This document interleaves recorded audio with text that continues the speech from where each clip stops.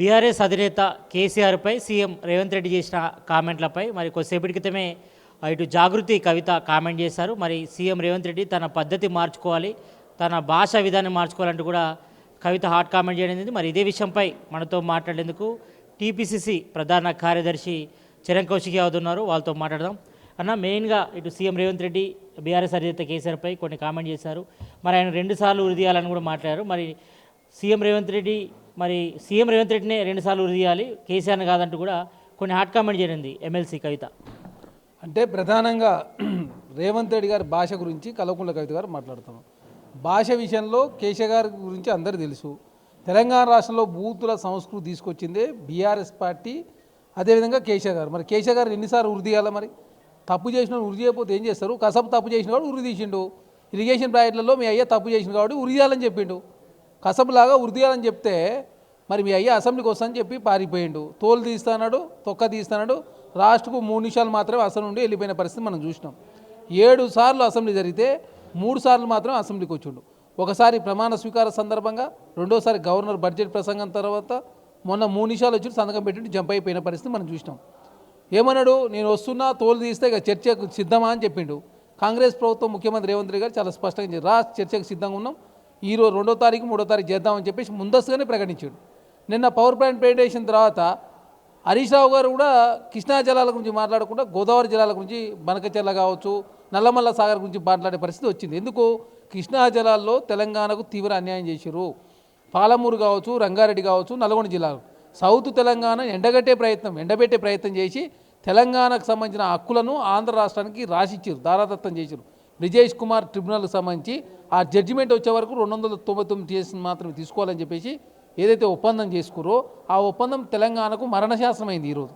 దానిలో భాగంగా ఆంధ్ర చాలా సుప్రీంకోర్టులో సమర్థవంతమైన వాదన వినిపిస్తూ ఉంది. ఎందుకంటే గతంలో కేసీఆర్ గారు ముఖ్యమంత్రిగా ఉండి వారే ఒప్పుకున్నారు కాబట్టి మేము తీసుకుంటున్నాం అని చెప్పే ప్రయత్నం జరుగుతూ ఉంది. 511 టీఎంసీలు రావాలి తెలంగాణకు, 299 టీఎంసీలు ఒప్పుకుంది మీరే.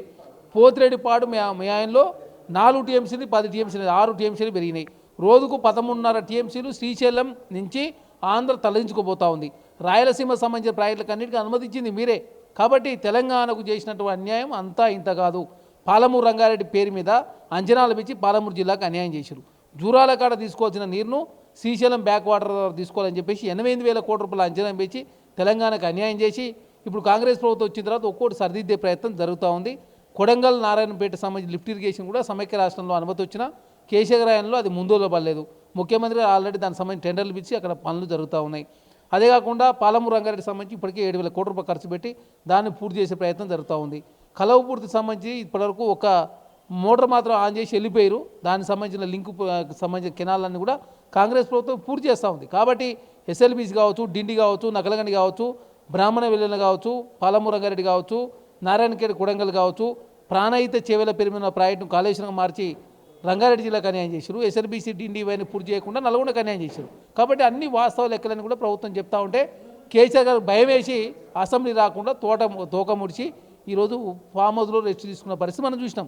కాబట్టి కవిత గారు మొదట రేవంత్ రెడ్డి గారు అనే ముందు మీ అయ్యని ముందస్తుగా ప్రశ్నించాల్సి ఉండే.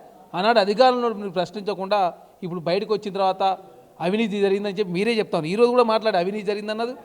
అదేవిధంగా పాలమూరు రంగారెడ్డి కావచ్చు, అదే కృష్ణా జలాల్లో మనం తప్పు చేసినాం, చర్చకు రావాలని చెప్పి తను కూడా పట్టుబడతా ఉంది. అయినా కేసీఆర్ గారు చర్చకు రాకుండా ఫామ్ హౌస్ రెస్ట్ తీసుకుంటూ హరీష్ రావు గారు, కేటీఆర్ గారిని పచ్చి అబద్ధాలు ప్రచారం చేసే ప్రయత్నం జరుగుతూ ఉంది. కాబట్టి తెలంగాణ ముఖ్యమంత్రి రేవంత్ రెడ్డి గారు అసెంబ్లీలో ఎట్లా కేసీఆర్ గారు కావచ్చు బీఆర్ఎస్ ప్రభుత్వం చీల్చి చెడాడతాడో, ఆనాడు జరిగిన తప్పులను ఎక్కడ బయట సీఎం స్థాయి ఈ రకంగా మాట్లాడడం కరెక్ట్ కాదు. ఒక మాజీ ముఖ్యమంత్రిని బీఆర్ఎస్ ప్రతిపక్ష నేతను పట్టుకొని ఈ రకంగా కసబు అంటే ఒక టెర్రరిస్ట్తో పోల్చడాన్ని మరి సీఎం స్థాయి మాట్లాడడం కరెక్ట్ కాదంటూ కూడా కవిత అన్నది. మరి కసబు జనాలను చంపిండు. మరి పాలమూరు రంగారెడ్డి నల్గొండ జిల్లాకు సంబంధించి నువ్వు కృష్ణా జిల్లాలో ప్రజలకు వాటర్ లేకుండా చేసే ప్రయత్నం చేసినవి అదే కదా. ఆయన మనసులు చంపి నువ్వు వాటర్ రూపంలో ప్రజలు చంపే ప్రయత్నం చేసినావు. ప్రజల కాడ నోటి కాడ ముద్దను గుంజి నువ్వు ఆంధ్రకు దారాదత్తం చేసినావు. కాబట్టి నేను కసబుతో పోల్చిండు. కసబుతో పోల్చి కసబులాగా ఉరిదీయాలని చెప్పిండు. ఉరిదీయాలన్నా కూడా నువ్వు అసెంబ్లీ వచ్చి మరి సమాధానం చెప్పాలి కదా. నువ్వు నన్ను కసబని ఎట్లా అంటావు? నేను పాలమూరు రంగారెడ్డి కావచ్చు, కృష్ణా జిల్లాలకు ఇట్లా సమైక్య రాష్ట్రంలో ఉంటే ఇటు చేసినని చెప్పాలి కదా. ఒక్కటనే చెప్పకుండా వస్తున్నా నేనని చెప్పి తోలు తీస్తా అని చెప్పి తోలు మురుసుకొని నువ్వు పామోలు రెస్ట్ తీసుకుంటే మరి కాంగ్రెస్ పార్టీ ముఖ్యమంత్రి రేవంత్ రెడ్డి గారు మాట్లాడకపోతే సమయం ఇస్తాం, మీ అఘోరపరచం, సమయం మీకు ఎంత కావాలంటే అంత ఇస్తాం, ఏ అంశం మీద చర్చ చేద్దాం, పాలమూరు రంగారెడ్డి, డిండ్యా, నక్కలగండ, ఎస్ఎల్బీసా, బ్రాహ్మణవిల్లంలో, శ్రీశైలం సంబంధించి బ్యాక్ వాటరా, జూరాల దగ్గర ఎందుకు ప్రాజెక్ట్ చేంజ్ చేయాల్సి వచ్చింది, తర్వాత ప్రాణహిత చేవల ప్రాజెక్టు ఎందుకు కాళేశ్వరం పెట్టాల్సి వచ్చింది, అన్ని మీద చర్చ చేద్దామని చెప్పారు. ఇప్పుడు 10 ఏళ్ల పాటు బీఆర్ఎస్ గవర్నమెంట్లో మరి కృష్ణా నదీ జలాల విషయంలో మరి తీవ్ర అన్యాయం చేసింది ఏపీ ఇటు బీఆర్ఎస్ గవర్నమెంట్ అని మీరు అంటున్నారు. ఇప్పుడు తెలంగాణలో కాంగ్రెస్ గవర్నమెంట్ ఏర్పడిన తర్వాత 2 సంవత్సరాలు అవుతుంది. సీఎం రేవంత్ రెడ్డి పాలమూరు జిల్లాకు చెందిన వ్యక్తి. మరి 2 ఏళ్ళలో ఎందుకు కనీసం ఒక్క ఎకరానికి కూడా నీళ్ళు ఇవ్వలేదని కూడా కవిత కామెంట్ చేసింది. ఇప్పుడు ప్రాజెక్టులు అనేది పూర్తి కావు. 10 సంవత్సరాల కాలంలో కేసీఆర్ గారు ప్రాజెక్టులే పూర్తి చేయాలి. తన కట్టిన ప్రాజెక్టుల ద్వారా ఒక ఎకరా కూడా బారటం లేదు. సమ్మక్క సారక్ కావచ్చు, సీతారామం ప్రాజెక్టు కావచ్చు, కాళేశ్వరం కావచ్చు, మేడిగడ్డ, అన్నారం, సుందిల్ల 3 ప్రాజెక్టులు పనిచేయడం లేదు. తుమ్మిడేటి దగ్గర కట్టాల్సిన ప్రాజెక్టును మేడిగడ్డకి ఎందుకు షిఫ్ట్ చేసినాం ఇప్పటివరకు చెప్పలే. క్యాబినెట్లో దాని అప్రూవల్ ఉందంటే క్యాబినెట్లో అసలు డిస్కషనే చేయలే. అదే కాకుండా పాలమూరు రంగారెడ్డికి సంబంధించినటువంటి అదేవిధంగా ఏదైతే జూరాల కాంచి మార్చినప్పుడు కూడా క్యాబినెట్లో మీరు అనుమతి తీసుకోరు. అంటే ఇంత పెద్ద ప్రాజెక్టులు కట్టినప్పుడు, అంచనాలు 1000 కోట్ల రూపాయలు పెంచినప్పుడు మీరు క్యాబినెట్ అనుమతి తీసుకోకుండా మీరు సొంతంగా నిర్ణయాలు తీసుకొని నేనే కథ కర్మ క్రియ నేనే ఇంజనీర్ని. సీఎం రేవంత్ రెడ్డి వచ్చిన తర్వాత కూడా పాలమూరు రంగారెడ్డి కూడా తీవ్ర అన్యాయం చేస్తుండు అంటూ కూడా కవిత అంటుంది. ఇక్కడ కొడంగల్ నారాయణపేట లిఫ్ట్ ఇరిగేషన్ సంబంధించి 5000 కోట్ల రూపాయలతో పనులు ప్రారంభమైనాయి. మక్తల్ నారాయణఖేడ్ కొడంగల్ సంబంధించి 2 లక్షల ఎకరాలు పారేటువంటి ప్రాజెక్ట్ ఆల్రెడీ ప్రారంభించారు. టెండర్లు పిలిచి ప్రక్రియ పూర్తి చేశారు. అదే కాకుండా పాలమూరు రంగారెడ్డి సంబంధించి పాలమూరు జిల్లాలో ఆల్రెడీ ఇంజనీరింగ్ కళాశాలలు ఏర్పాటు చేశారు, పాలిటెక్నిక్ కళాశాల ఏర్పాటు చేశారు. ఎడ్యుకేషన్ హబ్గా తయారు కాబోతుంది కొడంగల్ పాలమూరు జిల్లా. అదే కాకుండా ముఖ్యమంత్రి రేవంత్ రెడ్డి గారు పాలమూరు యూనివర్సిటీకి సంబంధించి ఆల్రెడీ ఇంజనీరింగ్ కాలేజ్ వచ్చింది, అక్కడ లా కళాశాలలు ఏర్పాటు చేశారు. విద్యను అగ్రగామి ఉంచే ప్రయత్నంలో కొడంగల్ డెవలప్మెంట్ చేసే ప్రయత్నం జరుగుతూ ఉంది. ఇండస్ట్రియల్ కారిడార్లను కూడా అక్కడ ఏర్పాటు చేశారు. అదే కాకుండా ఏదైతే కర్ణాటక సంబంధించిన హైవే బిల్జాపూర్ హైవే ఉందో అది కూడా పూర్తి కాలేదు. ఇప్పుడు అది కూడా పూర్తి చేసే ప్రయత్నం ప్రభుత్వం చేస్తూ ఉంది. అదే కాకుండా పాలమూరు రంగారెడ్డి సంబంధించి 7000 కోట్ల రూపాయలు ఖర్చు పెట్టిరు. మీరు ఖర్చు పెట్టింది 26,000 కోట్ల రూపాయలు. ఆనాడు అంచనా 53,000 కోట్ల రూపాయలు. ఇప్పుడు ప్రజెంట్ అది ఎస్కలేషన్స్ పెరిగినాయి, 88,000 కోట్ల రూపాయలు అవుతూ ఉంది. మరి ప్రజల మీద భారం పెట్టి మోటార్ల పేరు మీద కమిషన్ తీసుకొని మీరు కకృతి పడి 2 లక్షల కోట్ల రూపాయలతో పూర్తి అయింది అని చెప్పిన ప్రాజెక్టులు 1,88,000 కోట్ల రూపాయలు ఖర్చు పెట్టిరు. మీ ఆయనలో బిల్లులు చెల్లించరు. బిల్లులలో 30% కమిషన్ తీసుకొని పాలమూరు రంగారెడ్డి కావచ్చు, అటు గోదావరి వాటర్లో తెలంగాణకు అన్యాయం చేశారు, ఇక్కడ కృష్ణా వాటర్లో తెలంగాణకు అన్యాయం చేసి తెలంగాణను మీరు అన్ని రకాలుగా వెనుకకు నెట్టిపోవడం కారణం కేసీఆర్ గారు తీసుకున్న అసమర్థ నిర్ణయాలు. కాబట్టి కసమును ఉరి తీసినట్టు కేసీఆర్ గారు ఉరి చేయాలని చెప్పి ముఖ్యమంత్రి మాట్లాడే తప్పేం లేదు. ఈరోజు బీఆర్ఎస్ ఎమ్మెల్యే అంతా కూడా అసెంబ్లీ నుంచి వాకౌట్ చేశారు. మాకు మాట్లాడడానికి అవకాశం ఇవ్వట్లేదు, సీఎం రేవంత్ రెడ్డి మాపై ఎన్ని లేనిపోని ఆరోపణలు చేసాడు, కనీసం మాకు మైక్ కూడా ఇవ్వలేదంటూ కూడా బీఆర్ఎస్ నేతలు ఇలా వాకౌట్ చేయడం జరిగింది. దాన్ని ఎట్లా చూస్తారు? మైక్ ఇచ్చిరు కాబట్టి హరీష్ రావు గారు మాట్లాడారు, మైక్ ఇచ్చిరు కాబట్టి మహేష్ రెడ్డి గారు మాట్లాడారు. ముఖ్యమంత్రి మాట్లాడుతుంటే మహేష్ రెడ్డి గారు అడ్డుపడతా ఉన్నారు, హరీష్ రావు గారు అడ్డుపడతా ఉన్నారు. ఒక ముఖ్యమంత్రి మాట్లాడుతుంటే ఎవరి సభ్యులకు ఇచ్చిన టైంను వాళ్ళు యూటిలైజ్ చేసుకోవాలా. ముఖ్యమంత్రి గారు మాట్లాడి మీద అడ్డుపడేది ఇక్కడ సంబంధించి ఏదైతే మూసీ సంబంధించి ముఖ్యమంత్రి చాలా స్పష్టంగా మూసీ అనేది 55 కిలోమీటర్లు. ఇది అనంతగిరి వికారాబాద్లో ప్రారంభమై నల్గొండ జిల్లాలో రాశి అంటే వాడపల్లి దగ్గర ఎండ్ అవుతా ఉంది. దాదాపు 200 పైచి కిలోమీటర్లు. ఇప్పుడు 55 కిలోమీటర్లు మేము ప్రక్షాళన చేయబోతా ఉన్నాం. మధ్యలో ఇప్పుడు 25 కిలోమీటర్లు చేస్తాం. దానికి సంబంధించిన రీజన్స్ 6 రీజన్లకు ఏర్పాటు చేసుకున్నాం. గాంధీకి సంబంధించిన ప్రపంచంలో అత్యంత ఎత్తైనటువంటి విగ్రహాన్ని కూడా అక్కడ ఏర్పాటు చేస్తాను. 200 ఎకరాలు రక్షణ శాఖకు సంబంధించిన భూములు అడిగినాం. 100 ఎకరాలు ఇస్తానికి రాజ్నాథ్ సింగ్ గారు సిద్ధంగా ఉన్నారు. ఇంకా 100 ఎకరాలు ఇస్తానని కూడా వారు చెప్పారు. అది మార్చిలో డిపిఆర్లు కంప్లీట్ అవుతూ ఉన్నాయి. 5,000 కోట్ల రూపాయలు అవుతా ఉంది. మేము వరల్డ్ బ్యాంక్ సంబంధించిన బ్యాంక్ రుణం కూడా తీసుకుంటా ఉన్నాం. చాలా స్పష్టంగా చెప్పిండు. దాని ద్వారా ఏం జరగబోతా ఉంది, ఏ విధంగా డెవలప్మెంట్ అవుతుంది, నల్గొండ ఏ విధంగా క్యాన్సర్ బారిన పడ్డది, పొల్యూషన్ బారిన పడి ప్రధానంగా అక్కడ పిల్లలు కూడా పుట్టిన పరిస్థితి మనం చూస్తూ ఉన్నాం. అక్కడ ఏదైతే గొర్రెలకు సంబంధించినట్టు గొర్రె పుటేలను కూడా తీసుకునే పరిస్థితి, కళ్ళు గీస్తే కళ్ళు తాగని పరిస్థితి, కుండలను కూడా లాస్ట్ కుమ్మర వాళ్ళు కూడా కులవృత్త వాళ్ళు కూడా నన్ను కలిసిరు. కుండలు తయారు చేస్తే కూడా ఆ పొల్యూషన్ వాటర్లో కుండలు తయారు చేస్తే దాని ద్వారా జబ్బు వస్తుందని చెప్పేసి అక్కడ ప్రజలు గగ్గోలు పెడతా ఉన్నారు. కాబట్టి ఇది మరణ శాసనం. కాబట్టి దీన్ని ప్రపంచంలోనే అత్యంత కాలుష్యమైన నగరాల్లో మూసీ నది అనేది 22వ స్థానంలో ఉంది. కాబట్టి దీన్ని పునర్జింపజేయాలని చెప్పి ప్రభుత్వం భావించి దాన్ని చేస్తుంటే దాని విషయంలో చర్చ జరుగుతుంటే అడ్డుపడతారు. మీరేం చేసిరో చెప్పండి అంటే సమాధానం చెప్పరు. త్రిపులోన్ జీవో పేరు మీద 2 లక్షల ఎకరాలు ఎందుకు మీరు త్రిపులోన్ జీవో ఎత్తేసిరో చెప్పలేదు. మొయినాబాద్లో మీరు త్రిపులోన్ జీవోలో ఫామ్ హౌస్ నిర్మించుకున్నారు. హరీష్ రావు గారు, కేటీఆర్ గారు ఏమో జన్మాడలో అదే పిరంగినాల మీద వారు నియమించుకున్నారు. కల్వకుంట్ల కవిత గారు శంకరపల్లి నియమించుకున్నారు. ఏది ఫామ్ హౌస్. మీరు ఫామ్ హౌస్ కట్టుకున్నారు, ప్రకృతిని విఘాతం కలిగించే ప్రయత్నం చేశారు. మేము హైదరాబాద్ తీసుకొచ్చి హైదరాబాద్ రాక్స్ లేక్స్ కాపాడే ప్రయత్నం. ఆనాడు బీఆర్ఎస్ పార్టీ నాయకులు చెరువులు కబ్జా చేస్తే అవన్నీ కూడా ప్రభుత్వము తీసుకొని చెరువులను పునరుద్ధరించే ప్రయత్నం జరుగుతూ ఉంది. మూసీని పునరుద్ధరించేస్తా ఉన్నాం. హైడ్రా ద్వారా కావచ్చు, త్రిబుల్ ఆర్ రైలింగ్ కావచ్చు. గత బీఆర్ఎస్ గవర్నమెంట్ ఇటు మూసీ సుందరీకరణ పేరుతో 100 కోట్లు వృధా ఖర్చు చేసింది. ఇప్పుడు మీరేమో మూసీ పునర్జీవం అంటున్నారు. ఈ పథకం ఎప్పుడు పూర్తవుతుంది, ఎప్పుడు ప్రజలకు అందుబాటులోకి వస్తుంది అంతా కూడా? 3 సంవత్సరాల్లో పూర్తి అయితే అని చెప్పేసి ముఖ్యమంత్రి గారు స్వయాన అసెంబ్లీ వేదిక ప్రకటించిండు. దీని ఖర్చు 5,000 కోట్ల రూపాయలు అంటే 1,20,000 కోట్లు అని చెప్పి బదనాం చేసే ప్రయత్నం. మొత్తం గ్రేటర్ హైదరాబాద్ సంబంధించి కావచ్చు, హెచ్ఎండి లిమిట్స్లో 150,00,50,000 కోట్ల రూపాయలు 5 సంవత్సరాలు ఖర్చు పెట్టబోతా ఉన్నాం అంటే దానికి వాళ్ళలాగా కాళేశ్వరం మేము కమిషన్ తీసుకున్నట్టు, వాళ్ళలాగా మేము అవినీతి చేస్తామన్నట్టుగా కాంగ్రెస్ ప్రభుత్వం ఆపాదించే ప్రయత్నం చేస్తే ముఖ్యమంత్రి చాలా స్పష్టమైన క్లారిటీ ఇచ్చారు.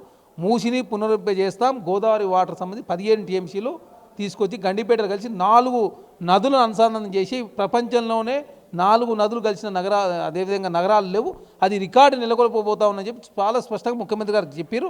అది కాక పూర్తయితే బీఆర్ఎస్ పార్టీ భారతీయ డిపాయిట్ గల్లంత అయితే కాబట్టి ఇది అడ్డుకోవాలని ఒక దురుద్దేశంతో అడ్డుకునే ప్రయత్నం వారు చేస్తూ ఉన్నారు. ఖచ్చితంగా ప్రజలకు ఇచ్చిన ప్రతి హామీ నెరవేర్చే ప్రభుత్వం ముందుకు పోతూ ఉంది. త్రిబుల్ ఆర్ కావచ్చు, త్రిబుల్ ఆర్ రైలింగ్ కావచ్చు, డ్రై పోర్ట్ కావచ్చు, ఎక్స్ప్రెస్ హైవేలు కావచ్చు, మూసీ కావచ్చు, అదే కాకుండా హైడ్రా ద్వారా ప్రకృతిని కాపాడే ప్రయత్నం కావచ్చు, కృష్ణా గోదావరి జలాల మీద నదుల మీద కట్టిన ప్రాజెక్టు కావచ్చు, తెలంగాణకు సంబంధించిన అపెక్స్ కమిటీలో సుప్రీంకోర్టులో సమర్థమైన వాదనలు వినిపిస్తూ ఉంది. సుప్రీంకోర్టులో 5వ తారీఖు నాడు ఏదైతే గోదావరి వాటర్ సంబంధించి బెంచ్ మీదకు రాబోతా ఉంది. కాబట్టి ఖచ్చితంగా ఉత్తమ్ కుమార్ రెడ్డి గారు నెలకు 3 సార్లు ఢిల్లీ పోయి, ముఖ్యమంత్రి గారు కూడా ఇప్పుడు ఢిల్లీ పోయినప్పుడల్లా వాటర్ సంబంధించిన ఇష్యూ మీదనే ప్రధానమంత్రి గారు కేంద్ర మంత్రులు కలుస్తూ ఉంటే ఆనాడు కేసీఆర్ గారు పోలేదు. తెలంగాణకు మరణ శాసనం రాసి ఇప్పుడు ఉరితీస్తా అంటే కల్వకుంట్ల కవిత గారు కాంట్రాక్టుల కమిషన్ కోసమే ఈ మూసీ పునర్జీవ పథకాన్ని తీసుకొచ్చారంటూ బీఆర్ఎస్ నేతలు విమర్శిస్తున్నారు. సార్ 2 లక్షల కోట్లని 1,80,000 కోట్ల రూపాయలు ఖర్చు పెట్టి 30% కమిషన్ మీరే తీసుకున్నారు. అంటే దాదాపు 50,000 కోట్ల రూపాయలు దోసుకున్నారు. మీరు కట్టిన ప్రాజెక్టుల ద్వారా ఒక్క ఎకరా కూడా పడతారు. తెలంగాణలో సమైక్య రాష్ట్రంలో 18 లక్షల మోటార్ పంప్ సెట్లు ఉంటే తెలంగాణ ఏర్పడిన తర్వాత ఆ మోటార్ పంప్ సెట్లు 28 లక్షల మోటార్ పంప్ సెట్లు అయినందుకు అదే వర్షాభావాల మూలంగా మాత్రమే తెలంగాణలో వరి సాగు పెరిగింది. మిషన్ కాకతీయ పేరు మీద కాకతీయలో కూడా కమిషన్ కకృతిపడ్డారు. ఆనాడు సుప్రీంకోర్టు సంబంధించి ఓన్లీ పాలమూరు రంగారెడ్డి సంబంధించి 7.12 టీఎంసీలు మేము తాగునీటి అవసరాల కోసం కడుతున్నామని చెప్తే కోర్టు అడిగింది ఏ చెరువులలో ఎంతెంత నీళ్ళు ఉన్నాయని చెప్తే లెక్కలు లేకపోవడంతో అప్పుడు మిషన్ కాకతీయ పేరు మీద మొత్తం చెరువులను తవ్వించి దాంట్లో కమిషన్ కకృతిపడి సుప్రీంకోర్టు తప్పుడు లెక్కలు సబ్మిట్ చేసింది మీరే. అంటే లాస్ట్ మిషన్ కాకతీయలో, మిషన్ భగీరథలో, కృష్ణా వాటర్లో, గోదావరి వాటర్లో తెలంగాణను దోసుకుంది మీరు. కాబట్టి ఆ దోపిడీ అంతా బయటపడ్డది. కాబట్టి అసెంబ్లీకి వస్తే ముఖ్యమంత్రి మాట్లాడతారు. ముఖ్యమంత్రి మాట్లాడితే తెలంగాణ సమాజం అంతా చీదరించుకుంటుంది కేసీఆర్ గారు. కాబట్టి కేసీఆర్ గారు ముఖం చూపేయలేక నేను నల్గొండలో సభ పెడతా, మహబూబ్నగర్లో పెడతా, రంగారెడ్డిలో పెడతా, ఏం సభలు పెడతావు? అసెంబ్లీ అనేది దేవాలయం లాంటిది. నేను ప్రజలు గెలిపించింది కొడంగల్, అదేవిధంగా గజ్వేల్ ప్రజలు గెలిపించి అసెంబ్లీకి పంపిస్తే అసెంబ్లీలో ప్రజా సమస్యల మీద మాట్లాడకుండా అసెంబ్లీ రాకుండా 3 సార్లు మాత్రమే వచ్చి ఇప్పటికీ దాదాపు 1,20,00,000 జీతం తీసుకున్న మీరు తెలంగాణ సమాజానికి బాధ్యతాయుతంగా వ్యవహరించాలి కదా. వ్యవహరించకుండా తెలంగాణ సమాజాన్ని తప్పుదారి పట్టిస్తూ ఏకంగా కాంగ్రెస్ పార్టీ చేస్తుంది తప్పని చెప్పేసి హరీష్ రావు గారు, కేటీఆర్ గారు పచ్చి అబద్ధాలు మాట్లాడినని ఖచ్చితంగా కాంగ్రెస్ పార్టీ కావచ్చు యావత్ తెలంగాణ సమాజంతో ఖండిస్తూ ఉన్నారు. ఖచ్చితంగా ఈ రిజల్ట్ అంతా బయటపడాలంటే ఇంకో 1.5 year అయితే కాంగ్రెస్ పార్టీ ఏదైతే చెప్పిందో ఇవన్నీ సంబంధించిన డిపిఆర్లు కావచ్చు, వర్క్ ప్రోగ్రెస్ కావచ్చు అవన్నీ చూసినప్పుడు ప్రజలకు ఇంకా నమ్మకం క్రియేట్ అయ్యే అవకాశం ఉంది. ఇప్పుడు ఈ ప్రాథమిక దశలో ఉన్నాయి కాబట్టి ఇప్పుడు ప్రజల్లో ఒక గందరగోళం వాతావరణం క్రియేట్ చేసే ప్రయత్నం బీఆర్ఎస్ పార్టీ చేస్తూ ఉంది. అంటే ఇటు కృష్ణానది జలాల ఇష్యూపై కూడా రేపు అసెంబ్లీలో కూడా చర్చ జరగబోతుంది. మరి ప్రధానంగా మీరేమో కేసీఆర్ రావాలంటున్నారు. కేసీఆర్ అక్కర్లేదు, ఓన్లీ హరీష్ రావు మాత్రమే హ్యాండిల్ చేయగలుగుతారంటూ కూడా బీఆర్ఎస్ నేతలు అంటున్నారు. హరీష్ రావు గారు అబద్ధాలు చెప్పుల్లో దిట్ట, వారికి భారత రత్న ఇచ్చిన తక్కువనే. హరీష్ రావు గారి గురించి కల్వకుంట్ల కవిత గారు మాట్లాడారు. పార్టీకి ఎన్నుపోడు పొడిచినోడు, పార్టీకి ద్రోహం చేసినోడు, నమ్మక ద్రోహి, కాళేశ్వరంలో కమిషన్కి పాల్పడ్డాడు, ఫోన్ ట్యాపింగ్ పాల్పడ్డాని చెప్తా ఉంది ఆమెనే. ఆమె కొన్ని విషయాలు కరెక్టే చెప్తుంది, కొన్ని విషయాల్లో మాత్రం తండ్రికి రావాలని అసెంబ్లీ రావాలని చెప్పి కోరుతుంది. కేటీఆర్ గారిని ప్రశ్నిస్తూ ఉంది, నేనే ప్రత్యామ్నాయం చెప్తా ఉంది, ఇవన్నీ చెప్తుంది. కాకపోతే మేము కాంగ్రెస్ పార్టీ హరీష్ రావు గారు 5 సంవత్సరాలు మాత్రమే ఇరిగేషన్ శాఖ మంత్రిగా ఉండు. మిగతా 5 సంవత్సరాలు కేసీఆర్ గారు తెలంగాణ రాష్ట్రానికి ఇరిగేషన్ శాఖ మంత్రితో పాటు 10 సంవత్సరాలు ముఖ్యమంత్రి. వారి ఆయనలో పాలమూరు రంగారెడ్డి సంబంధించి అంచనాలు పెరిగినాయి. జూరాల నుంచి శ్రీశైలం అదేవిధంగా లెఫ్ట్ కెనాల్కి షిఫ్ట్ అయింది. తర్వాత ప్రాణహిత చేవెళ్ళ కాళేశ్వరంగా ఎస్కలేషన్ మార్చి తర్వాత 38 కోట్ల ప్రాజెక్టు 88,000 కోట్ల రూపాయలు, దాదాపు 1,20,000 కోట్ల రూపాయలు మార్చుకున్నారు. కాబట్టి ఇవి అంచనాలు పెరిగినాయి, క్యాబినెట్లో అనుమతి లేవు. కాబట్టి ఆనాడు ముఖ్యమంత్రిగా పనిచేసిన కేసీఆర్ గారు నేనే కథ కర్మ క్రియ, నేనే అపర భగీరథుని, నేనే ఇంజనీర్ అని చెప్పిన కేసీఆర్ గారు మరి అసెంబ్లీకి వచ్చి ప్రజలకు సమాధానం చెప్పాలి కదా. అంటే బాధ్యత లేదా? ప్రతిపక్ష నాయకుడు ఎందుకు తీసుకున్నావు? మరి రాజీనామా చేసి హరీష్ రావు గారు, కేటీఆర్ గారు చేయండి, మేమే మాట్లాడుకుంటాం. బాధ్యత లేని ముఖ్యమంత్రిగా పనిచేసిన మీరు కాంగ్రెస్ పార్టీ మీద బాధ్యతాయుతంగా మాట్లాడుతున్న హరీష్ రావు గారిని కేటీఆర్ గారు జరిపోతారని చెప్పి ఏ విధంగా మాట్లాడతారు మీరు? ఇరిగేషన్ శాఖ మంత్రిగా పనిచేసింది మీరు, ముఖ్యమంత్రిగా పనిచేసింది మీరు. 5 సంవత్సరాలు గారు ఓన్లీ హరీష్ రావు గారు 5 సంవత్సరాలు మాత్రమే ఇరిగేషన్ శాఖ మంత్రిగా పనిచేసింది కాబట్టి తెలంగాణకు కల్వకుంట్ల కుటుంబం కేసీఆర్ చేసిన ద్రోహం అంతా ఇంత కాదు, ఇది ఇప్పుడంతలా కడిగేది కాదు. ఇంకా 50 సంవత్సరాలు పడుతుంది తెలంగాణ వాళ్ళు చేసిన విధ్వంసం నుంచి బయటపడాలంటే ఇంకా 50 సంవత్సరాలు పడుతుంది ఇట్లా పనిచేసుకుని పోతే. ఇక ఇట్లనే వదిలేస్తే మాత్రం 100 సంవత్సరాల వరకు తెలంగాణ కోలుకోలేని పరిస్థితి నెట్టేసింది. కాబట్టి కేసీఆర్ గారిని ఉరిదీయాలని కసబ్లాగా అని చెప్పేసి ముఖ్యమంత్రి గారు మాట్లాడిన మాటలను కాంగ్రెస్ పార్టీ మీరు సమర్థిస్తూ ఉన్నాం. మొత్తానికైతే ఇటు తెలంగాణకు తీవ్ర అన్యాయం చేసిందే బీఆర్ఎస్ పార్టీ కాబట్టి మరి రేపు ఇటు నీళ్ళ పంచాయతీ ఏదైతే ఉందో ఇటు కృష్ణా జలాల పంపకాల విషయంలో మరి ఇష్యూపై కూడా మరి మొదటి నుంచి గత 10 ఏళ్ల పాటు కూడా కేసీఆర్ ముఖ్యమంత్రి ఉన్నారు కాబట్టి మరి ఆయన వచ్చి అసెంబ్లీలో మాట్లాడాలి. మరి మాట్లాడితే మాత్రం మరి ఈ విషయంలో ఇటు పాలమూరు రంగారెడ్డి ఎత్తిపోతల పథకం కానీ ఇటు కృష్ణా జలాల ఇష్యూలో మాత్రం మరి ఎవరు రాష్ట్రానికి తీవ్ర అన్యాయం చేసిన తేలుతుంది కాబట్టి మరి తప్పకుండా కేసీఆర్ రేపు అసెంబ్లీకి రావాలి. మరి ఇటు నదీ జలాల ఇష్యూలపై ఆయన మాట్లాడాలంటూ కూడా టీపీసీసీ ప్రధాన కార్యదర్శి చరణ్ కౌశిక్ యాదవ్ చెప్తున్నారు. అసలైన తొలి వెలుగు. ఫాలో వాట్సాప్ @తొలి వెలుగు official.